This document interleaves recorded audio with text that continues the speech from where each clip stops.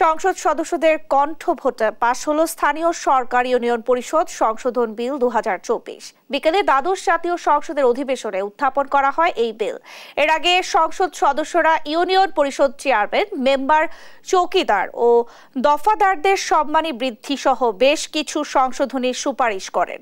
সম্মান বৃদ্ধি প্রয়োজন উল্লেখ করে মন্ত্রী তার জবাবে ইউনিয়ন পরিষদ সহ স্থানীয় সরকারের অধীনে যেসব প্রতিষ্ঠান রয়েছে সেসব প্রতিষ্ঠানের আয় বৃদ্ধির পরামর্শ দেন এবং মন্ত্রীর বক্তব্যের পরে সংসদ সদস্যদের সম্মতিতে বিলটি পাশ হয়। অনারিয়াম সম্বন্ধে বলা হয়েছে তাদের সম্মানী ভাতার বিষয়।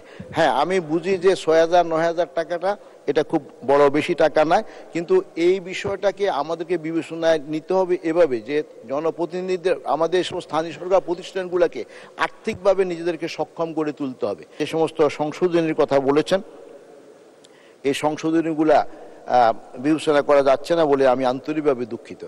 আজ আয়োজিত হয়েছে, অতএব স্থায়ী কমিটি কর্তৃক সুপারিশকৃত আকারে স্থানীয় সরকার ইউনিয়ন পরিষদ সংশোধন বিল 2024 সংসদে সর্বসম্মতিক্রমে পাশ হলো।